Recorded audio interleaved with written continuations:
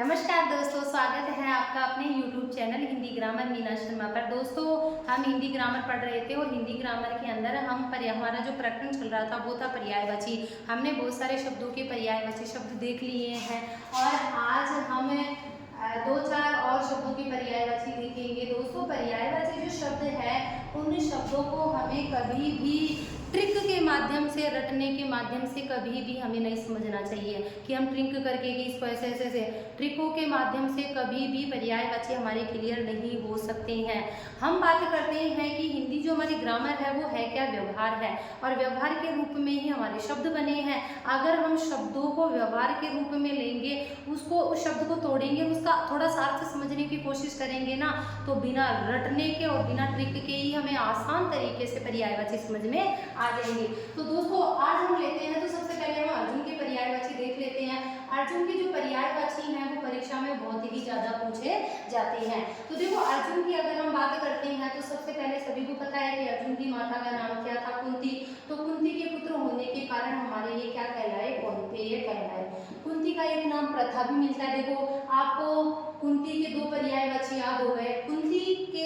कुंती का नाम था जो प्रथा था, इसी कारण इनका नाम क्या कहलाया, पार्थ कहलाया।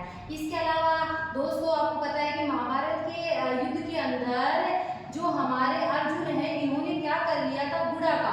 बुढ़ाका का मतलब होता है नींद, यानी कि इन्होंने अपनी तपस्या के बल पर नींद को अपने वश में कर लिया था। इनकी इच्छा के अनुसार इनको नींद आया करती थी, तो कृष्ण ने इनको गुड़ाकेश कहकर संबोधित किया था, यानी नींद के भगवान। तो नींद के भगवान होने के कारण इनको क्या कहते हैं, गुड़ाकेश कहते हैं। इसके अलावा दोस्तों, महाभारत के युद्ध में, मतलब महाभारत से पहले पांडवों ने एक यज्ञ का आयोजन किया था और उस यज्ञ के आयोजन में अर्जुन ने जो जिम्मेदारी उठाई थी वो धन की उठाई थी। धन इकट्ठा करने की जिम्मेदारी उठाई थी और अर्जुन ने अपनी वीरता के बल पर आसपास के राजाओं को पराजित करके और धन प्राप्त किया था, धन इकट्ठा किया था। वहीं से इनका जो एक नाम हमें मिलता है वो मिलता है हमें क्या, धनंजय भी मिलता है। इसके अलावा अगर दोस्तों हम बात करते हैं तो पता है कि इनको 1 साल का अज्ञातवास भी भोगना पड़ा था और राजा नटवर के यहाँ पर ये अलग अलग नामों से रहकर कार्य करे थे। तो वहाँ पर अज्ञातवास के अंदर जो इनको नाम मिला था वह नाम मिला था वरहनल्ला। वरहनल्ला के अलावा अगर हम बात करते हैं तो एक शब्द और कह सकते हैं किन्नर, यानी कि वहाँ पर राजा नटवर के यहाँ पर ये राजकुमारी को नृत्य सिखाया करते थे। तो उसी नृत्य सिखाने के कारण एक इनका जो नाम पड़ा है वो पड़ा था क्या, वरहनल्ला कह सकते हैं, किन्नर कह सकते हैं।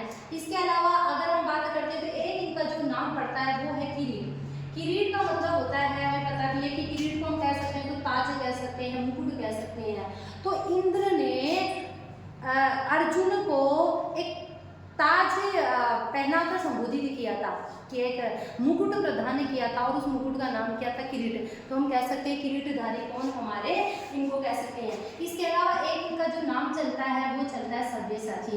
दोस्तों, सव्यसाची शब्द का अगर हम अर्थ देखें ना तो ऐसे कहते हैं कि जो दोनों हाथों से किसी कार्य को करने में सक्षम हो, और हमारे अर्जुन एकमात्र ऐसे थे जो दोनों हाथों से धनुष बाण चलाया करते थे। तो इनको क्या कह सकते हैं हम, सव्यसाची। और एक इनका जो नाम चलता है वो चलता है हमारा क्या, भारत भी। दोस्तों, इनको बहुत लोग कहकर पुकारते हैं। इसके अलावा और बहुत सारे नाम इनके मिलते नहीं हैं। अगर हम बात करते हैं कि जो इनका घोड़ा था वो सफेद रंग का था, तो हम कह सकते हैं कि श्वेत वाहना, यानी कि वाहन कौन सा था, श्वेत वाहना था।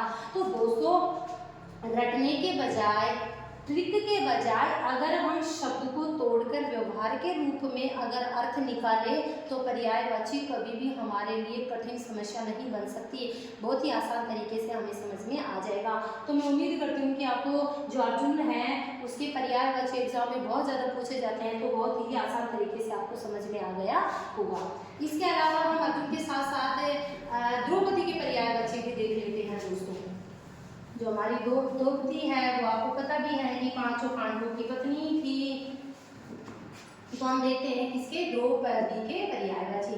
दोस्तों, द्रौपदी की अगर हम बात करते हैं तो इनके पिता का नाम क्या था, द्रुपद। तो द्रुपद की पुत्री होने के कारण इनका क्या नाम कहलाया, द्रौपदी। तो हम ऐसे भी तो कह सकते हैं कि इनके पिता कौन थे, द्रुपद थे, और इनके आगे हम क्या, बेटी के पर्यायवाची लगा दे तो सारे के सारे किसके बन जाएंगे, हमारे द्रौपदी के। जैसे मैं कह सकती हूँ द्रुपद तनया, मैं कह सकती हूँ द्रुपद सुता, मैं कह सकती हूँ द्रुपद आत्मज। तो हम ऐसे ही बेटी के पर्यायवाची, द्रुपद के आगे बेटी के पर्यायवाची लगाकर हम द्रौपदी के पर्यायवाची बना सकते हैं। और जो ये द्रुपद थे ये पांचाल प्रदेश के थे। पांचाल प्रदेश होने के कारण ही हमारी जो द्रौपदी का नाम निकला वो क्या निकला, पांचाली। हमारे द्रुपद थे ये पांचाल प्रदेश के थे और इसी कारण इनका जो नाम निकला वो निकला क्या, पांचाली। और इसके अलावा हम बात करते हैं कि हमारे जैसे सब पांचों पांडवों ने और हमारे द्रौपदी ने एक साल का जो अज्ञातवास होगा था उसके अंदर इनको जो नाम मिला था वो नाम मिला था शैलेंद्री। शैलेंद्री की अगर दोस्तों हम बात करते हैं तो इसका मतलब होता है महारानी को सजाने का कार्य करने वाली, यानी कि जो महारानी को सजाती है उसका कार्य करने का जो काम मिला था वो मिला था हमारे किसको, शैलेंद्री को मिला था। तो शैलेंद्री भी कह सकते हैं हम इनको, यानी महारानी को सजाने का कार्य हम क्या करती थी, हमारी द्रौपदी। तो हम इनको ऐसे भी तो कह सकते हैं, पांडव पत्नी भी तो कह सकते हैं। हम इनके पांच कौन थे, पति थे, तो हम इनको पंचभ्रतारी भी तो कह सकते हैं। इसके अलावा और हम बात करें तो दोस्तों एक इनका जो नाम चलता है वो सची भी कहते हैं इनको, और सव्यसाची की तरह अर्जुन की तरह ही इनका जो नाम चलता है उनको सव्यसंध्या भी एक इनका नाम चलता है। तो दोस्तों आपको बहुत ही आसान तरीके से द्रौपदी शब्द के पर्यायवाची समझ में आ गए होंगे।